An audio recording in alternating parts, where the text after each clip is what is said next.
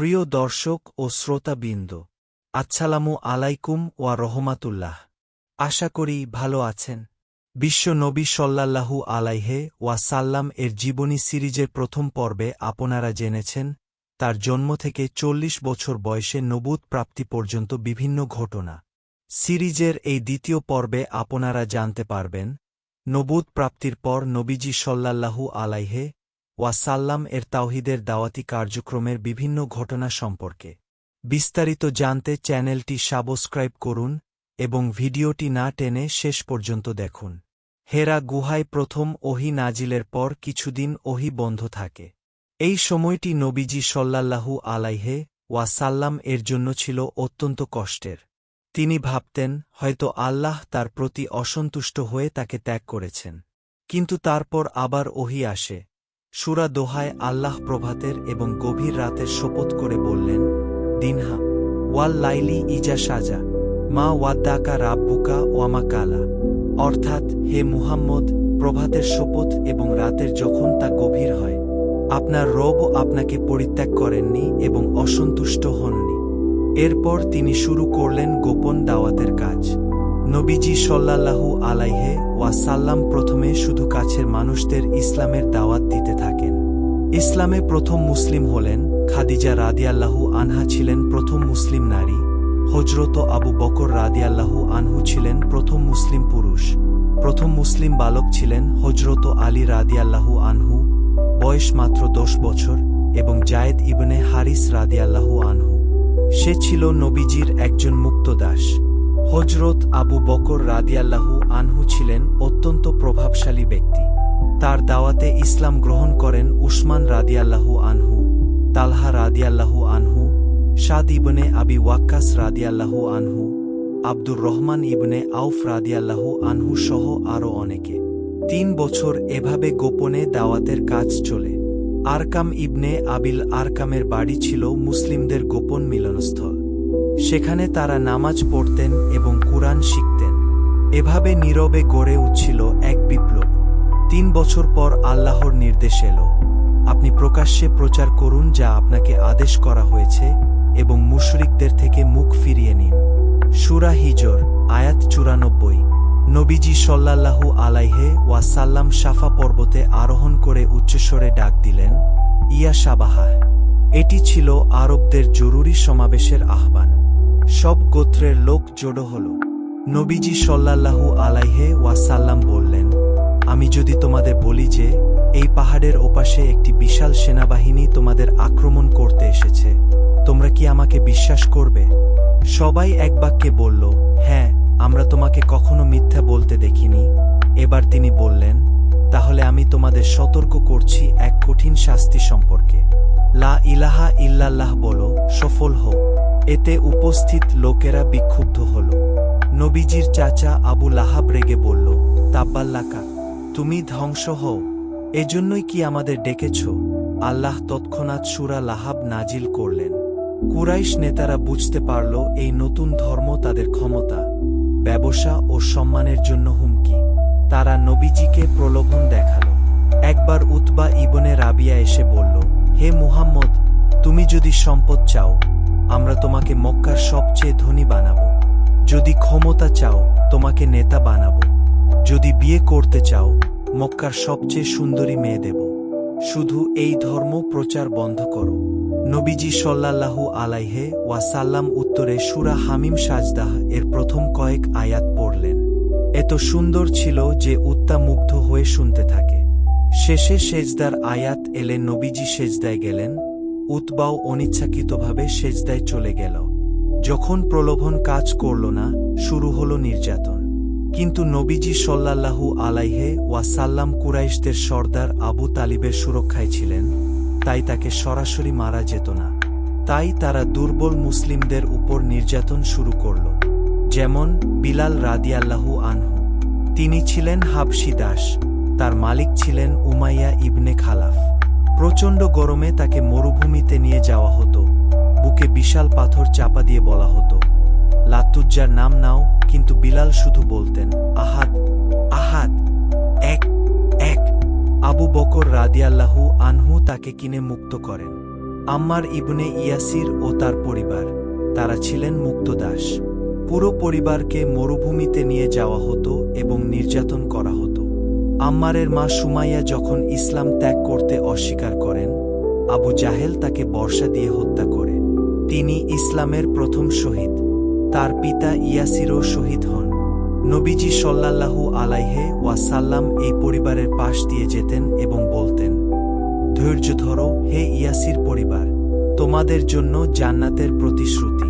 খাব্বাব ইবনুল আরাত রাদিয়াল্লাহু আনহু, তিনি ছিলেন কামার। তার উপর এমন নির্যাতন করা হতো যে জ্বলন্ত কয়লার উপর শুইয়ে দেওয়া হতো। শরীরের চর্বি গলে কয়লা নিভে যেত। পরবর্তীতে তিনি নবীজিকে বলেন, ইয়া রাসূলাল্লাহ, আল্লাহর কাছে দোয়া করুন। নবীজি বললেন, তোমাদের পূর্ববর্তীদের মধ্যে এমন লোক ছিল যাদের করাত দিয়ে দ্বিখণ্ডিত করা হতো, কিন্তু তা তাদের দিন থেকে ফিরাতে পারত না। আল্লাহর কসম, আল্লাহ এই দিন পূর্ণ করবেন। নির্যাতন যখন অসহনীয় হয়ে উঠল, নবীজি সাল্লাল্লাহু আলাইহি ওয়াসাল্লাম দুর্বল মুসলিমদের হাবশায়, বর্তমান ইথিওপিয়া, হিজরত করার অনুমতি দিলেন। সেখানকার বাদশাহ নাজ্জাশী ছিলেন ন্যায়পরায়ণ খ্রিস্টান। প্রথম দফায় 11 জন পুরুষ ও 4 জন মহিলা হিজরত করেন। পরে দ্বিতীয় দফায় 83 জন পুরুষ ও 18 জন মহিলা যান। নেতৃত্ব দেন জাফর ইবনে আবি তালিব রাদিয়াল্লাহু আনহু। কুরাইশরা নাজ্জাশীর কাছে দূত পাঠিয়ে মুসলিমদের ফেরত চায়। নাজ্জাশী উভয় পক্ষকে ডেকে শুনলেন। জাফর রাদিয়াল্লাহু আনহু বললেন, হে বাদশাহ, আমরা ছিলাম অজ্ঞ জাতি। মূর্তি পূজা করতাম, মৃত পশু খেতাম, অশ্লীলতায় লিপ্ত ছিলাম, আত্মীয়তার সম্পর্ক ছিন্ন করতাম, প্রতিবেশীদের সাথে খারাপ ব্যবহার করতাম, শক্তিশালীরা দুর্বলদের শোষণ করত। তারপর আল্লাহ আমাদের মাঝে একজন রাসূল পাঠালেন যার সততা, বিশ্বস্ততা ও সচ্চরিত্র আমরা জানি। তিনি আমাদের এক আল্লাহর ইবাদতের দাওয়াত দিলেন, মূর্তি ত্যাগ করতে বললেন, সত্য বলা, আমানত রক্ষা, আত্মীয়তা রক্ষা, প্রতিবেশীদের ভালো ব্যবহার, হারাম ত্যাগ ও রক্তপাত বন্ধের শিক্ষা দিলেন। নাজ্জাশী বললেন, তোমাদের রাসূলের কাছে আল্লাহ থেকে যা এসেছে তা থেকে কিছু শোনাও। জাফর রাদিয়াল্লাহু আনহু সূরা মারিয়ামের প্রথম অংশ তিলাওয়াত করলেন, যেখানে ঈসা আলাইহিস সালাম ও মারিয়ামের কথা আছে। শুনে নাজ্জাশী ও তার পাদ্রীরা এত কাঁদলেন যে তাদের দাড়ি ভিজে গেল।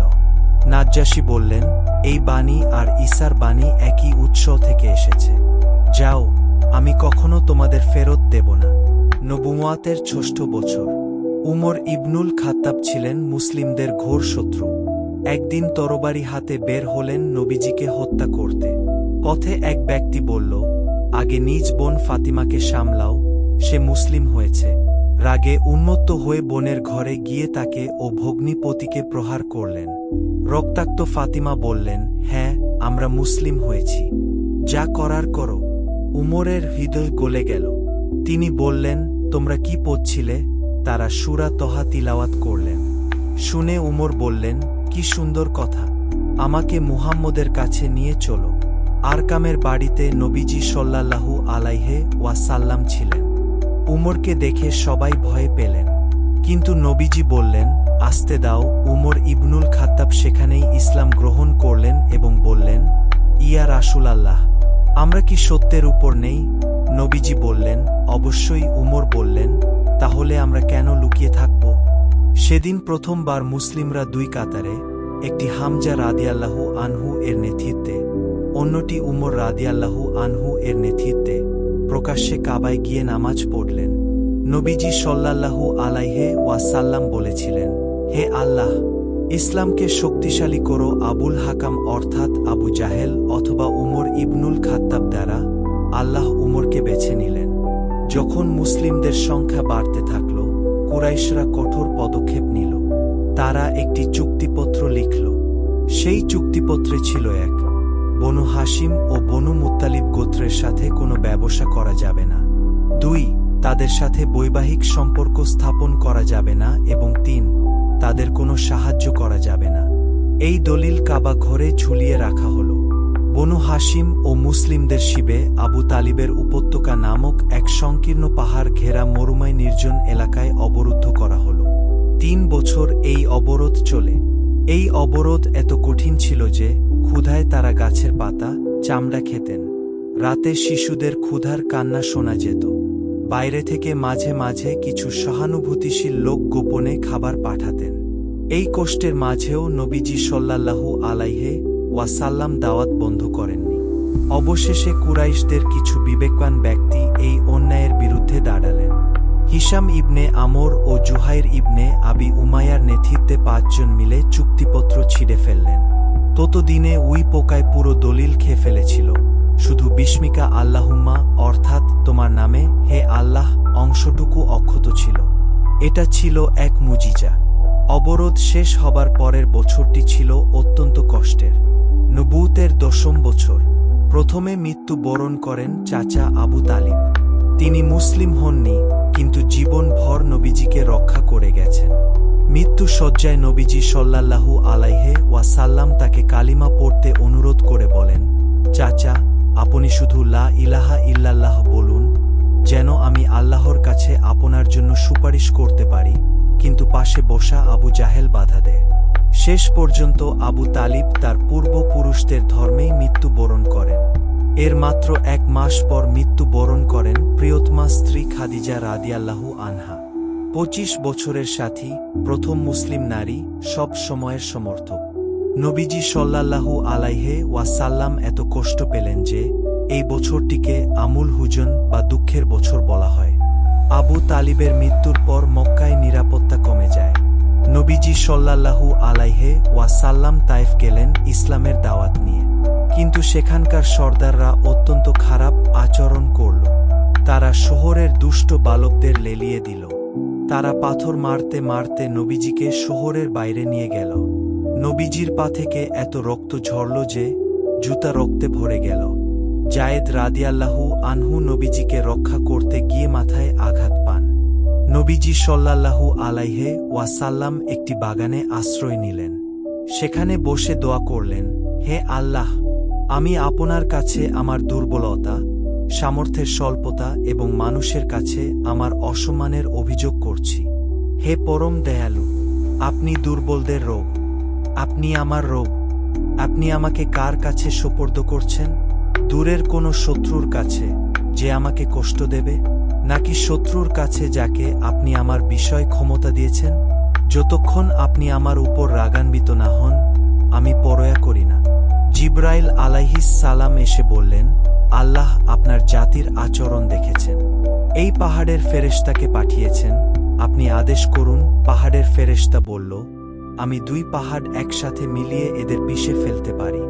নবীজি সাল্লাল্লাহু আলাইহি ওয়াসাল্লাম বললেন, না, আমি আশা করি আল্লাহ এদের বংশ থেকে এমন মানুষ সৃষ্টি করবেন যারা এক আল্লাহর ইবাদত করবে। এবং তিনি তায়েফবাসীর জন্য ক্ষমা চেয়ে বললেন, হে আল্লাহ, ওরা জানে না, ওদের ক্ষমা করে দাও।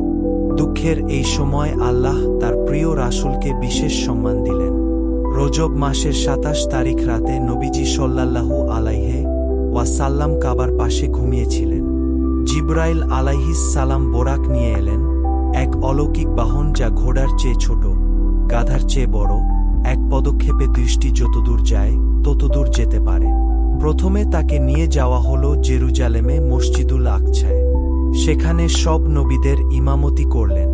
তারপর 7টি আসমান অতিক্রম করে আরশের কাছে নিয়ে যাওয়া হল। প্রতি আসমানে তিনি বিভিন্ন নবীদের সাথে সাক্ষাৎ করেন। সেখানে আল্লাহ তার সাথে কথা বলেন এবং 5 ওয়াক্ত নামাজ ফরজ করেন। প্রথমে 50 ওয়াক্ত ছিল, কিন্তু নবী মুসা আলাইহিস সালাম এর পরামর্শে নবীজি সাল্লাল্লাহু আলাইহি ওয়াসাল্লাম বারবার কমানোর আবেদন করেন এবং শেষে নবীজির উম্মতের জন্য উপহার হিসেবে 5 ওয়াক্ত নামাজ ধার্য হয়। এই ঘটনা সম্পর্কে সূরা ইসরা এবং সূরা নাজমে বর্ণনা আছে। পরদিন সকালে এই ঘটনা বর্ণনা করলে কাফেররা ঠাট্টা করতে থাকে। অনেকে যারা মুসলিম হয়েছিল তারাও সন্দেহ করতে থাকে। আবু বকর রাদিয়াল্লাহু আনহুকে যখন বলা হলো, তিনি বললেন, তিনি যদি বলে থাকেন তাহলে এটি সত্য। এর চেয়ে আশ্চর্য বিষয় তো আমরা বিশ্বাস করি প্রতিদিন আসমান থেকে ওহী আসে। এই থেকে হযরত আবু বকর আশ-সিদ্দিক অর্থাৎ মহাসত্যবাদী বা মহাসত্যের সাক্ষ্যদাতা উপাধি পান। হজের মৌসুমে বিভিন্ন এলাকা থেকে মানুষ মক্কায় আসত। নবীজি সাল্লাল্লাহু আলাইহি ওয়াসাল্লাম তাদের কাছে ইসলামের দাওয়াত দিতেন। নবুয়াতের 11তম বছর মদিনা থেকে আসা 6 জন খায়রাজ গোত্রের লোক ইসলাম গ্রহণ করেন। পরের বছর তারা 12 জন হয়ে আসেন এবং আকাবা নামক স্থানে নবীজির হাতে বায়াত গ্রহণ করেন, অর্থাৎ আনুগত্যের শপথ করেন। এটি প্রথম আকাবার বায়াত। তাদের সাথে নবীজি মুছাব ইবনে উমাইর রাদিয়াল্লাহু আনহুকে পাঠান কুরআন শেখাতে।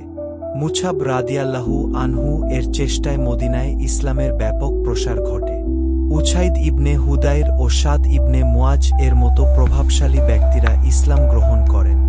নবুয়াতের 13তম বছর হজের সময় মদিনা থেকে 73 জন পুরুষ ও 2 জন মহিলা এলেন।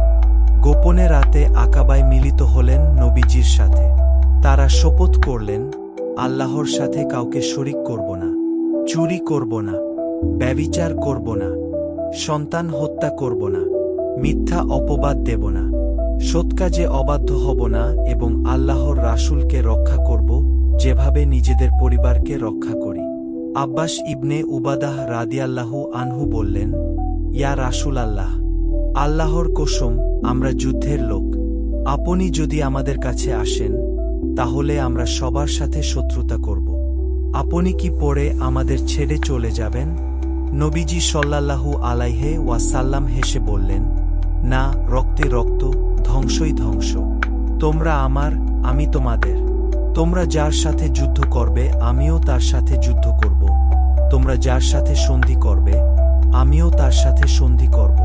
এভাবে 12 জন নকিব অর্থাৎ প্রতিনিধি নির্বাচিত হলেন এবং এভাবেই হিজরতের পথ প্রস্তুত হল।